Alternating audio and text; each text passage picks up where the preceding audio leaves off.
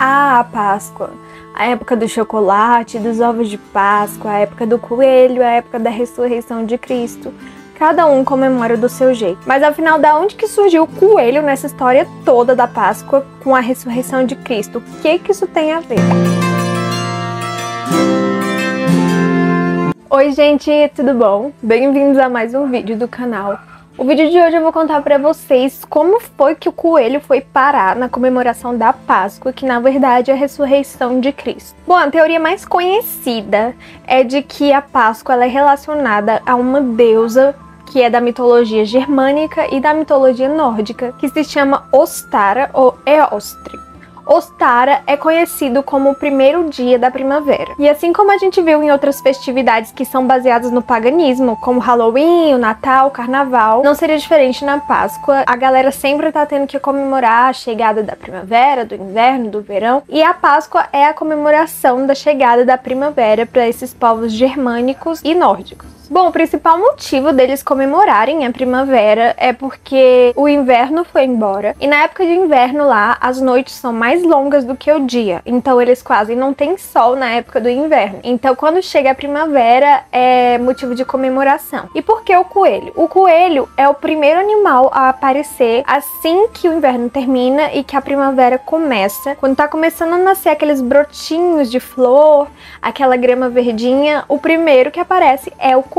E nesse festival da primavera, na qual eles celebram a deusa Ostara, a principal tradição desse festival é a decoração de ovos. Mas por que ovos? O que os ovos têm a ver com a primavera? Bom, o ovo nessas mitologias ele simboliza a fertilidade do deus ou da deusa. E outra principal tradição também nessa festividade é esconder os ovos e procurar. Mas por que raios eles escolheram o ovo como símbolo da fertilidade? Eles dizem que o ovo é o pacote perfeito da natureza. E ao longo dos séculos, várias civilizações veem o ovo de maneira diferente, mas resumindo, o ovo já foi visto como mágico, já foi visto como medicamento, já foi visto como alimento e bom presságio. Então o ovo já significou tudo isso para várias civilizações diferentes. Então é daí que vem essa tradição de decorar os ovos e esconder para que as crianças possam procurá-los. A deusa Ostara, ela é conhecida como a deusa da fertilidade e o nome Páscoa teve origem mais especificamente no nome dela, que no inglês Páscoa é Easter, em alemão é Ostern, e ambos significam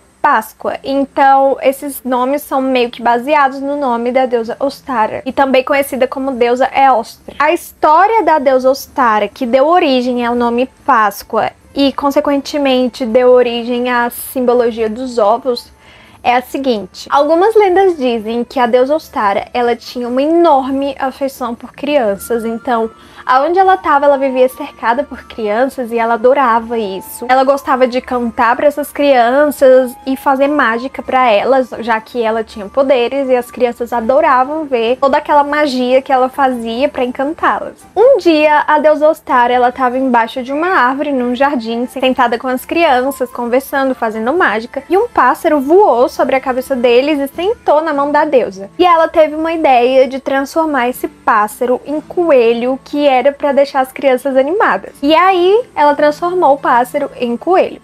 Depois de alguns meses, as crianças começaram a notar que esse coelho estava triste, porque ele sentia falta de cantar e de voar. Então elas foram até a deusa Ostara e pediram para ela transformar o coelho de volta em pássaro. Só que a Ostara tentou e não conseguiu, porque estava no inverno. E os poderes dela chegavam ao auge somente na primavera. Então ela falou para as crianças esperarem. E quando fosse primavera e os poderes dela estivessem no auge, ela transformaria de volta o coelho em pássaro. Quando a primavera chegou, a deusa Ostara cumpriu a promessa e transformou o coelho de volta em pássaro.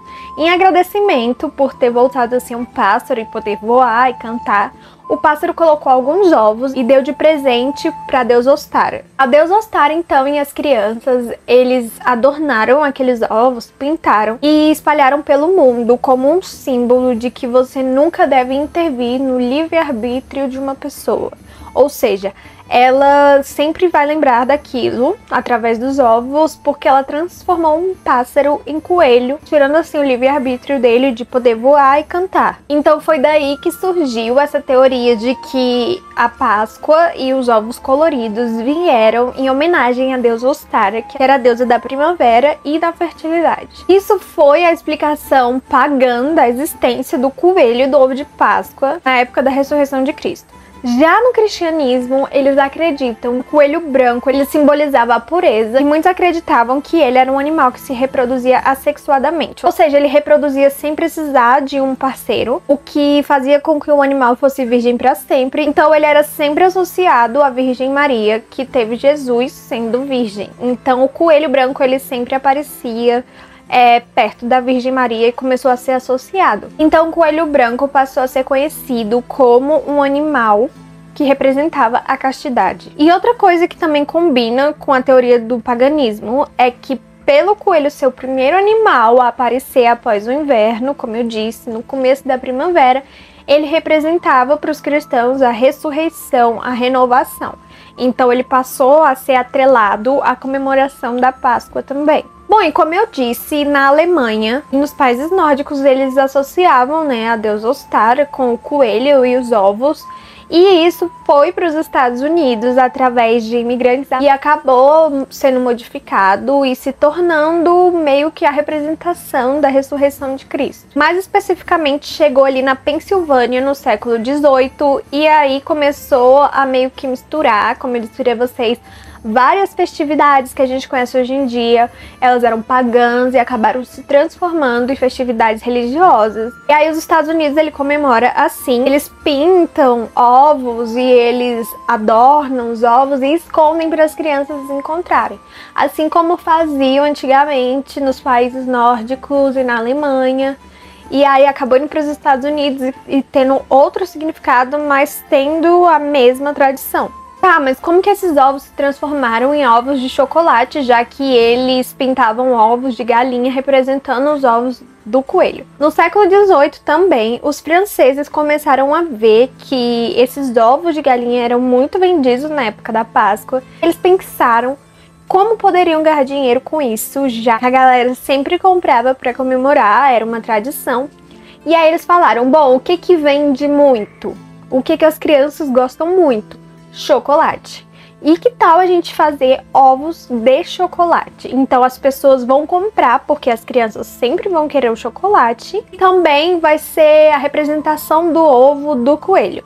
E é aí que surgiram os ovos de chocolate, porque antes eram ovos de galinha. E aí a Páscoa como a gente conhece hoje em dia. Então ela surgiu na Alemanha, nos países nórdicos, em comemoração à chegada da primavera, da deusa Ostara, que era a deusa da fertilidade. E eles celebravam o coelho por ser o primeiro animal que aparecia após o inverno, representando a chegada da primavera e renovações.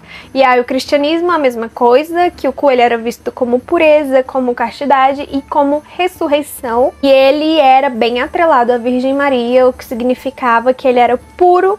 E também ele foi atrelado a Cristo pela ressurreição. Então, daí que vem tudo isso. Não é tão diferente a comemoração pagã da comemoração cristã. Basicamente a mesma tradição, só com significados diferentes e um pouco próximos. Bom, e você já sabia qual era a origem do coelho e dos ovos da Páscoa na época de ressurreição de Cristo? Me conta aqui nos comentários.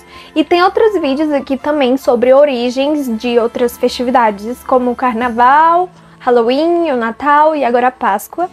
Então eu vou deixar bem aqui nos cards para quem quiser assistir. Bom, eu vou ficando por aqui. Deixa o like, se inscreve no canal, me segue no Instagram e a gente se vê no próximo vídeo. E feliz Páscoa para todo mundo!